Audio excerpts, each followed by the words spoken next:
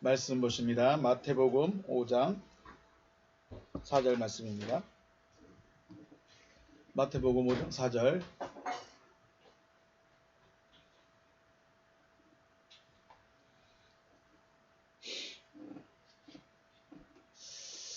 마태복음 5장 4절. 우리 같이 읽겠습니다. 시작. 애통하는 자는 복이 있나니 그들이 위로를 받을 것이며. 아멘. 우리 원어로 다시 한번 보실까요? 원어로 다시 한번 보겠습니다. 마카리오이 호이 펜둔테스 호티 아우토이 파라클레 데손타이 이렇게 있습니다. 마카리오이 복들이다, 복이다. 이것은 복 있는 자다, 복자다 이게요. 복들이다, 복이 되어졌다 이런 의미입니다. 호이 그들은 복이다. 왜? 어떤 그들이냐? 펜둔테스 애통하고 있는 그들, 애통할 수 있는 그들, 그들은 복들이다. 호티 왜냐? 아우토이 저들이 파라클레데손타이 위로를 받을 것이기 때문에 복이다 라고 말합니다. 우리 오늘은 애통한 자 20번째 시간입니다. 우리가 무엇인가 채워지지 않았을 때 우리가 가질 수 있는 마음이 바로 애통하는 마음입니다. 채워지지 않았을 때. 그리고 채워지지 않는 않았던 그 무엇인가가 채워지는 것을 주님은 위로라고 말합니다. 내가 있어야 될 것이 없어요. 내가 채워야 될 것이 부족해요. 다시 말할까요? 여기에 커피가 가득 차 있으면 참 좋겠는데 이만큼 부족해요. 애통해요. 너무 마음 아파요. 제발 이것 좀 채워줬으면 좋겠어요. 여기에 가장 필요한 게 뭐예요? 커피가 채워지는 거죠. 이걸 뭐라고 그래요? 커피가 채워지는 것을 위로다라고 말합니다. 그러므로 우리 마음에 무엇을 필요로 하고 있고 또 무엇이 부족한지를 알아야 되겠죠. 내 마음이 무엇을 원하고 있죠? 나는 게임만 원해요. 나는 노는 것만 원해요. 그런 거 말고 하나님 앞에 나왔을 때 하나님과의 관계에서 내가 부족한 것이 무엇일까? 내가 채워야 될 것이 무엇일까? 그리고 그것이 무엇인지 알아야 애통을 하죠. 하나님 저 채워주시려면 채워주시고 그냥 계셔도 돼요. 이러면 채워줄 수가 없는 거죠. 애통하는 마음이 있어야 되는데 고난의 마음, 아파하는 마음이 있어야 되는데 그런 마음이 없으면 채움을 받지 못하는 거죠. 사람을 만드신 여호와 하나님께서 사람에게 가장 필요하다 생각하신 것이 무엇이었다고 말했죠? 사람에게 가장 필요한 것이 무엇이겠구나. 사람을 아담을 만들어 놓고 동방 에덴 동산에 뭘 주셨죠? 뭐가 있었죠? 동방 에덴 동산에?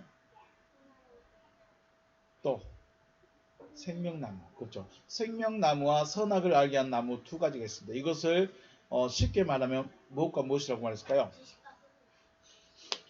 생명과 지식입니다. 지식과 생명. 이 두 가지를 놔두셨습니다. 그리고 이거 두 가지는 하나님이 주시려고 하는 거예요. 다른 걸 주려고 마음 먹으신 거 아니에요. 다른 걸 더 줘야지, 뭐 돈을 줘야지, 땅을 줘야지, 집을 줘야지, 차를 줘야지 이런 계획을 세우신 것이 아니라 뭘 주기를 원하셨다고요? 생명과 지식 이 두 가지를 채워주려고 하셨던 거예요. 그런데 이 두 가지를 다 가질 수는 없어요. 물론 다 가질 수 있는 방법도 있어요. 근데 지식이 나쁜 걸까요? 좋은 걸까요? 나쁜 건 아니겠죠. 나쁜 건 아니야. 그런데 지식보다 더 중요한 게 생명이다. 생명을 얻으면 지식도 가질 수 있다. 이렇게 되는 건데 사람들이 교회를 다니면 성경 이야기를 많이 하는 친구가 똑똑해 보여요. 성경을 잘 모르는데 예수님으로 살아가는 게 더 좋아 보일까요? 예수님으로 살아가는 게 눈에 보여요, 안 보여요? 안 보여. 그런데 성경 공부해가지고 시험 보면 시험은 안 보이나? 네. 성경 공부를 많이 해서 많이 알면 똑똑해 보여요, 안 똑똑해 보여요? 똑똑해 보여. 생명을 가진 건 눈에 안 보여요. 생명은 눈에 안 보여요. 그런데 지식은 나타나요. 그런 차이가 있어요. 그래서 아담은 뭘 택했을까요? 지식을 택했어요. 지식을 택해버려서 생명을 얻는데 어려움이 많았어요. 그래서 뭐가 필요했을까요? 생명을 얻기 위해서 이제 제사가 필요했어요. 예배가 필요한 거죠. 예수님이 나타나시기 전에 유대인들도 하나님을 사랑했어요. 그리고 하나님의 법을 뭐라고 그래요, 우리는? 율법이라고 그러죠. 율법이라고 그래요. 그래서 유대인들은 하나님을 사랑했기 때문에 율법을 가장 중요하게 여겼어요. 그래서 율법을 암송하고 묵상하고 이렇게 살았죠. 앉을 때나 일어설 때나 나갈 때나 들어올 때나 항상 하나님의 말씀, 여호와의 율법을 묵상하면서 지냈어요. 그런데 문제가 뭐예요? 예수님이 딱 나타났어요. 근데 예수님이 나타나셔가지고 율법 이야기를 많이 했을까요? 자기 이야기를 많이 했을까요? 희한하게 예수님은 율법 이야기를 별로 안 했어요. 물론 거기에는 다 율법이 녹아들어 있어요. 물론 율법이 다 포함되어 있어요. 그런데 좀 더 넓게 생각을 했어요. 우리 대한민국 땅이 좁아 보일까요? 넓어 보일까요? 좁아요? 어디에 비해서? 미국에 비해서. 물론 미국이나 중국까지에 비하면 굉장히 작겠죠. 그런데 진짜로 차를 타고 다니면 우리나라 좁을까요? 넓을까요? 엄청 힘들어요. 안 가본 곳이 너무 많고 구석구석 진짜 도로가 너무 많이 나요. 안 가본 곳 진짜 많아요. 우리나라 좁다고 말하는데 절대 좁지 않나요. 엄청 나름대로 큰 나라예요. 물론 그러면 중국이나 미국은 얼마나 크겠어요. 네, 그런 거예요. 자, 근데 미국 사람들은 자기 나라가 자기 주가 어디 있는지 잘 몰라. 자기 동네밖에 몰라요. 미국 사람들 그런 것도 있어. 우리는 너무 대한민국은 작다 그러다 보니까 중국, 미국, 이 나라 저 나라 다 알고 있고 우리나라 전라도에만 해도 경상도가 어디 있고 제주도가 어디 있고 충청도가 어디 있고 이런 거 다 기억하는데 미국 사람들은 자기 주가 어디 있는지 잘 모르는 사람도 많아요. 네, 그런 게 있어요. 자, 그런데 중요한 거는 예수님은 율법 이야기를 안 하는 것이 아니라 예수님의 말씀에는 뭐가 다 들어가 있어요? 율법이 다 들어가 있는 거예요.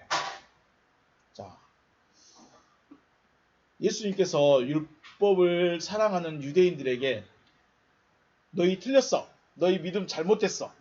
이렇게 말씀한 거나 말씀하지 않았던 거예요. 너희들이 율법 배우고 있고 율법 가르치고 있고 율법대로 사는 건 너무 잘하고 있다. 그런데 진짜 중요한 건 한 가지가 빠졌다. 뭐가 빠졌을까요? 생명에 관심이 없는 거야. 사람들이 율법책을 외우고 공부하고 연구하는 거 너무 잘하는데 정작 가장 중요한 뭐에는 관심이 없어요? 생명에는 관심이 없어. 그래서 예수님이라는 사람은 율법에 대해서 말한 것이 아니라 율법을 공부해라, 율법을 연구해라, 율법이 무슨 말하는지 좀 달달달달 외워라 이렇게 말씀하지 않고 뭐 했을까요? 생명 얻어라 그랬대요. 생명을 얻어라. 그러니까 유대인들의 입장에서는 저 사람 하나님의 아들이라고 자칭 하나님의 아들이라고 선지자라고 말하는데 율법 이야기는 안 하고 무슨 이야기만 하고 있어요? 생명 이야기만 하고 있어요. 그것도 더 재밌는 건 뭐냐면 생명 이야기도 처음부터 안 해요. 어디서 할까요? 요한복음에서요. 끝에서. 자, 예수님 그래서 자기들의 신앙을 잘못된 것이라고 율법만 연구하고 있고 율법을 공부하고 있는 자기들의 신앙을 잘못된 신앙이다라고 말하고 있는 것처럼 생각해서 어떻게 했을까요? 예수님을 죽여버린 거죠. 자, 그런데 재밌는 게 있어요. 예수님은 유대인들을 변화시키려고 했을까요? 유대인들을 버리려고 했을까요? 그게 목적이에요. 예수님은 이스라엘, 이 유대인 백성들을 변화시키려고 오신 거예요. 그렇죠. 변화시키려면 어떻게 했을까요? 율법을 다 버려라 그랬을까요? 아니면 율법보다 율법에 가진 것에 뭘 또 가지라고 했을까요? 생명을 가지라는 거예요. 그런데 이 사람들은 생명에 관심이 없어요. 뭐에만 관심이 있어요? 율법에만. 그러니까 예수님을 보시면 생명을 가진 예수는 율법을 가진 유대인들을 품을 수 있어요. 받아들일 수 있어요. 그런데 유대인들은요, 뭘 가지고 있어요? 지식을 가지고 있기 때문에 생명을 가진 예수를 어떻게 해요? 품을 수가 없어요. 이게 좀 어렵게 들려지나? 어렵게 들려질 수 있겠지만 다시 한번 말할게요. 생명을 가진 예수는 율법을 가장 큰 법으로 여겼던, 지식을 가장 중요하게 여겼던 유대인들을 바꾸고 싶었어요. 그러니까 바꾸려면 어떻게 해요? 나에게 오라고 했을까요? 나에게서 멀어지라고 할까요? 나에게 오라고 하겠죠. 나에게 와야 말을 듣고 말을 들어야 변화가 된다. 그래서 나에게 오라 그래요. 생명을 가진 자 예수는 율법을 지식을 가진 자를 오라고 그래요. 그래서 같이 변화시키려고 그래요. 그런데 지식을 가진 유대인들은요, 예수를 좋아했을까 안 좋아할까요? 안 좋아해요. 지식을 가진 자는 생명을 가진 자를 거부해요. 이 두 가지가 필요한데 지식도 필요하고, 그러니까 하나님이 생명도 필요하고 지식도 필요했어요. 이 두 가지를 다 줬어요. 생명도 필요한데 무엇도 필요하다고요? 지식도 필요해요. 하나님을 아는 지식, 이게 가장 고상한 지식이라고 그랬죠. 바울이요. 가장 고상한 지식, 이 두 가지가 필요한데 지식만 가지고 있으면요, 생명을 가진 사람을 싫어해요. 그런데 생명을 가진 사람은 지식을 가진 사람을 품을 수 있어요. 그렇다고 예수님이나 바울이나 지자들이 율법을 무시했거나 버렸을까요? 아니죠. 생명을 가진 자라 할지라도 율법에서 벗어날 수가 없어요. 생명을 가진 자도 율법에서 벗어날 수 없어요. 생명을 가졌다 할지라도 지식은 있어야 해요. 이게 생명나무와 선악을 알게 하는 지식나무에 있습니다. 그런데 우리는 선악을 알게 한 나무는 나빠, 선악을 알게 한 나무는 무조건 나빠, 그걸 먹으면 안 돼라고만 생각할 것이 아니라, 왜 하나님이 두 가지를 넣으셨고 왜 이것을 우리에게 왜 이걸 주셨느냐? 두 가지가 필요해. 그런데 생명을 얻고 나서 지식이 필요하냐, 지식을 얻고 나서 생명을 필요하냐, 이제 이걸 차이가 있어요. 생명을 얻으면 지식을 품을 수 있지만 지식을 먼저 품어버리면 생명을 품기가 어렵습니다. 그게 예수님과 유대인들의 차이인 거죠. 그래서 생명과 지식, 무엇이 더 우선이냐, 무엇이 더 먼저 채워져야 되느냐, 이것을 말한다면 우리는 반드시 생명을 먼저 얻어야 되고, 생명을 먼저 채워야 되고, 생명을 먼저 우리 안에 채워야 된다라는 것은 분명하다는 것이죠. 요한복음 말씀에 보면 1장 4절 말씀 찾아서 보겠습니다. 요한복음 1장 4절, 그 안에 생명이 있었으니 이 생명은 사람들의 빛이다. 네, 빛이 필요했어요. 사람들에게 빛이 필요했어요. 이 빛을 뭐라고 그랬어요? 생명이라고 그랬죠. 다른 복음서의 시작은 대부분 예수라는 인물로 시작한다면 요한복음은 생명으로부터 시작합니다. 그리고 요한복음에서 말씀하시는 가장 두드러진 특징 중에 한 가지는 바로 파라클레토스의 등장입니다. 요한복음에만 등장합니다. 파라클레토스. 우리 요한복음 다시 한번 가볼까요? 요한복음 14장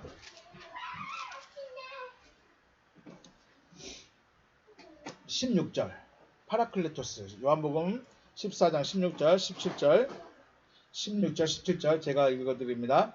내가 아버지께 구하겠으니 그가 또 다른 보혜사를 너희에게 주사 영원토록 너희와 함께 있게 하리니 그는 진리의 영이라. 세상은 능히 그를 받지 못하나니 이는 그를 보지도 못하고 알지도 못함이라. 그러나 너희는 그를 아나니 그는 너희와 함께 거하시며 또 너희 속에 계시겠습니다. 아멘. 파라클레토스는 어디에 계십니까? 내가 손잡고 갈 수 있는가요? 내가 눈으로 볼 수 있는가요? 아니요. 내 안에 계시겠어요. 너희 안에 계시겠다라고 합니다. 그런데 여기에 갑자기 재밌는 구절이 있어요. 너희는 그를 알고 있다. 너희는 그를 알고 있다. 돕는 자를 알고 있대요. 보혜사를 알고 있대요. 어떻게 알았을까요? 보혜사라는 말의 표현이 바로 파라클레토스입니다. 그리고 파라클레토스는 너희 속에 계시겠다. 멀리 계신 것도 아니고 내가 손잡고 갈 수 있는 것도 아니고 내가 불러가지고 오시는 분도 아니고 어디에 계셔요? 너희 안에, 너희 속에 계시겠다. 내 속에 계시면 나와 하나 된 거예요? 따로따로 분리된 거예요?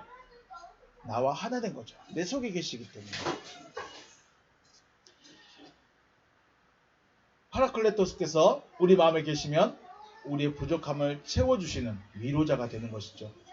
위로자가 됩니다. 왜냐하면 이분이 바로 누구예요?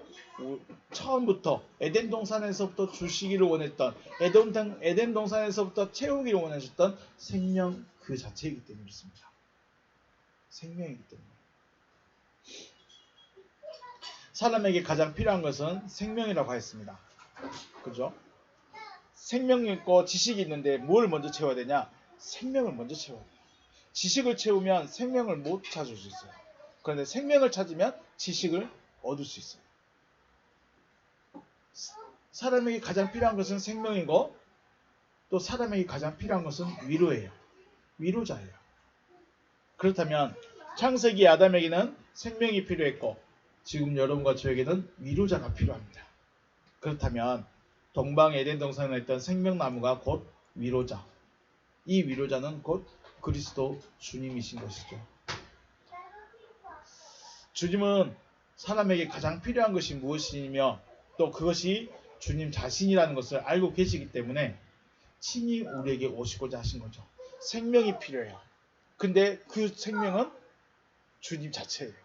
주님 자체가 생명이고 그분이 에덴 동산에 계셨고 그분이 지금 보혜사로 어디 안에 계시겠다고요? 내 안에 계시겠다는 거예요. 나를 채워주겠다는 거예요.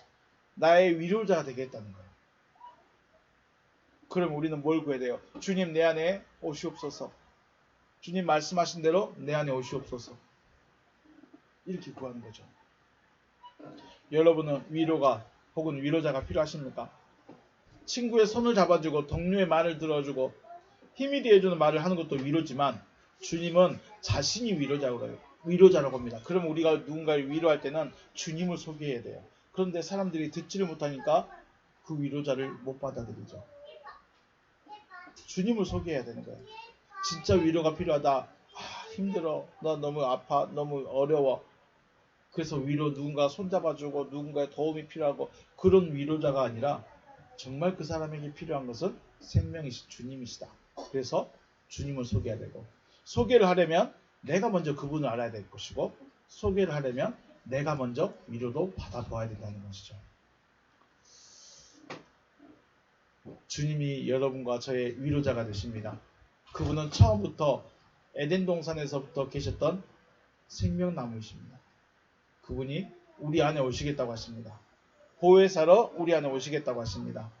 그 주님의 약속, 주님의 말씀 마음에 새기고 그분을 구할 수 있는 그분 때문에 그분이 없어서 애통하는 그래서 그분이 내 안에 오셔서 내가 위로를 얻는 여러분과 제가 되시기를 주님의 이름으로 축복합니다.